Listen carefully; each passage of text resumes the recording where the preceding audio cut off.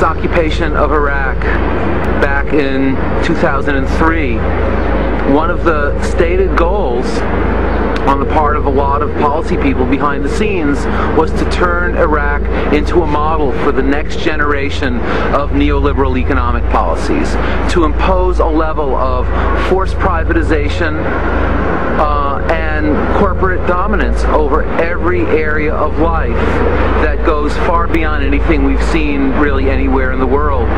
There were 100 special orders that were established in a way that they could not be overturned by any future Iraqi constitution. Order 81 had to do with control over seeds, and it made it illegal for Iraqi farmers to plant seeds that are not certified by some international authority. Iraq is where wheat cultivation was first developed. It's really the cradle of human civilization. It's where agriculture was first developed, where people learned to cultivate seeds and till the land and improve crop varieties over time. So there are probably thousands of traditional seed varieties, particularly wheat varieties, that are unique to that part of the world that are no longer legal for Iraqi farmers to grow. It was Henry Kissinger who said, if you control oil, you control nations. If you control food, you control people.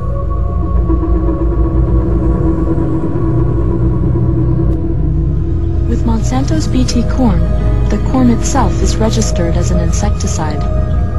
This is because every cell has been engineered to manufacture Bt, a natural bacterial toxin. If a corn borer eats any part of the plant, it will die. You know, if I'm surrounded by corn and it's genetically modified, I can lose my crop because the crop's genetically contaminated. And guess what? Then I can get sued by Monsanto for a breach of contract of trying to sell their seed. It's insane.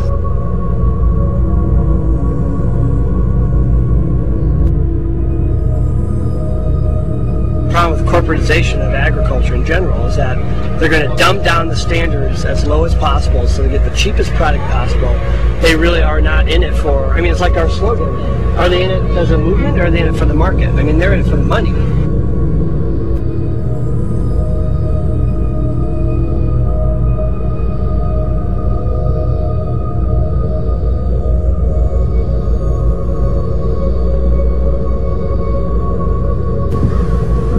There's not a farmer in any of these buildings. It's just, if you as a stranger driving through here and didn't know this country, you'd think, well, there's farmers all over out here. Look at these buildings, but they're not. These aren't farmers. These are just empty buildings. The farmer's gone. Amazing. Small farms produce more agricultural output per unit area than large farms. Moreover, larger, less diverse farms require far more mechanical and chemical inputs. These ever-increasing inputs are devastating to the environment and make these farms far less efficient than smaller, more sustainable farms. This wasn't 500 head of hogs out here in grass or in a small building. We're talking 50,000 hogs in one site. We're talking 2,400 sows. We're talking lagoons that have 10 million gallons of sewage in them, two of them side by side. We're basically living in an ocean of manure. We're completely surrounded by this stuff. This is not something a normal farmer builds. This is a corporate structure to take over an industry. We've got 6.8 million chickens in 220 acres. They're producing a tremendous amount of waste. The concentration of waste is the problem. On my 340 acres, I'd have to have 17,500 cows go down to the stream at the same time and crap and take a leak at exactly the same time in exactly the same spot to create 40,000 gallons of sewage. I don't have my cows that well coordinated. That's what they're putting in the water. That's what takes the oxygen out of the water. And if you'll check just about anywhere the PSS bin, phosphate is high. Heavy metals is probably the thing that concerns me the most of all the types of pollution that I've seen come from these hog farms. heavy metals don't digest in their food. They basically go right out into the feces, which is then eventually sprayed onto the land during the land application, or in the case of the spill last December here in Lincoln Township, goes directly to the waters of the state. When the DNR came up and measured during that spill, the level of manganese, which is one of these heavy metals, was 170 times the EPA standard for safe and acceptable. They tracked that slug of manganese, copper, and nickel downstream for 20 miles. I don't expect everybody to be raising pigs the way I do. I'm old and I raise pigs the old-fashioned way. If we got baby pigs, if we got baby calves, or if we got livestock, we're going to take care of them. That's the way I was brought up. I'm not against people raising hogs. I'm against raising them in a socially, environmentally wrong way. In 2002, President Bush signed one of the largest subsidy bills yet. This results in every American taxpayer paying a personal subsidy to the agricultural biotech industry. Farmers that are producing grain right now are quite clearly losing money on every bushel. The prices are below the cost of production.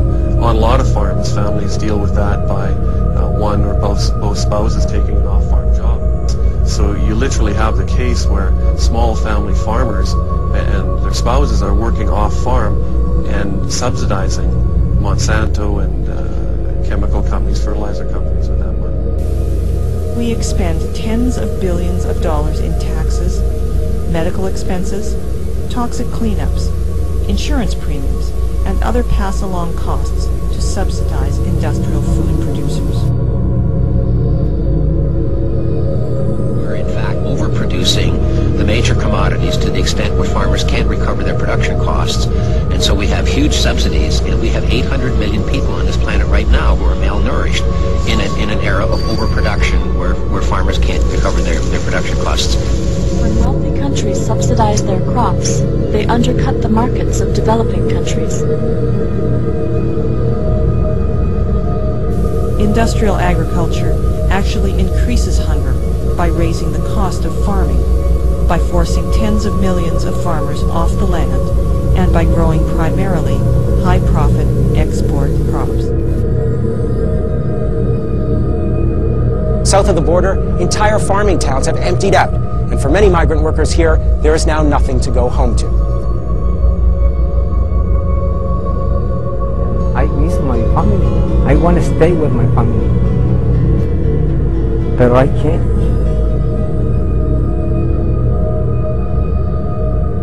What is going to be the consequence of having a handful of people who can meet in a hotel room to talk about how our food system is going to work? Because that's what's going to happen. If we ever get to the point where the independent producer is completely out of the picture, and it's fast coming to that, we will only have about 2 or 3 sources of markets and sources of supply of agricultural products. And then those corporates will dictate to the American people exactly what they're going to pay. They will have control all the way to the consumer. What kind of society are we going to leave for our children and grandchildren if we allow the continued consolidation, not only in agriculture, but in every aspect of the American economy, where the wealth and the power is all being concentrated in the hands of a very few?